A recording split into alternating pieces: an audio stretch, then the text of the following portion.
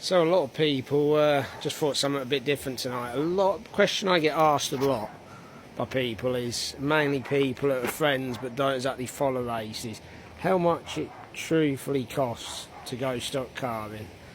And I'm not going to lie, it's hard to put a proper cost on it. Everybody's different. I always say it's how expensive you want to make it, really. If you're chucking new bits on it every week, then yeah, it's going to be expensive. If you're not got a lot of sponsors and you're funding it all yourself, it's going to be expensive. If you're fortunate enough to have sponsors, they do help a lot. Makes it a bit less expensive. You're winning every week, getting some prize money, less expensive again. But me personally, there's 3 big costs to racing for me personally. Number 1 is the fuel for that thing. It drinks fuel like a fish. Each meeting costs about 40 quid on fuel. We can only run E5, and then the other big cost is this thing behind the bus. That's the biggest cost, getting to a meetings and fueling both them up.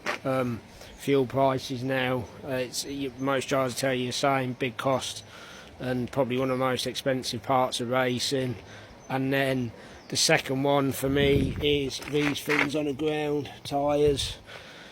To do well, sadly you've got to put tyres on it, and without tyres, you can run old tyres, but like anything, new tyres make a difference. So yeah, we get through a lot of them in a year. And then the third thing, again, regular thing on this, the big thing under the bonnet, but luckily for us, we've got a real good guy in Roy, looks after us. Roy's Rovers, been with us for years.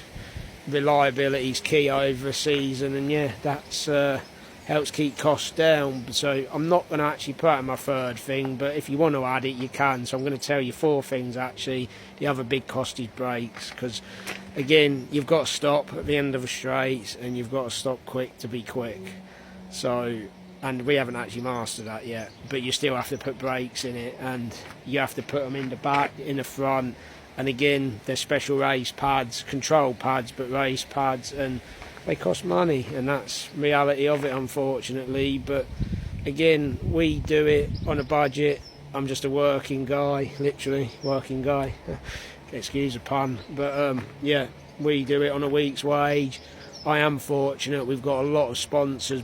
Some big, some small, but they do help. We've got the YouTube, does bring a bit in, helps cover a bit of a fuel for this thing, and the Facebook does, so I get a bit of help. I'm fortunate to have that, but and again, we get a little bit of prize money, but again, it goes straight back into the car what we win. So yeah, it's but yeah, just hope it clears it up a bit. It's just something a bit different, but costs of racing, it isn't, not going to beat round the bush. It's not cheap, but also it's only as expensive as people want to make it, isn't it? So yeah, it's as simple as that. Most people will tell you the same. So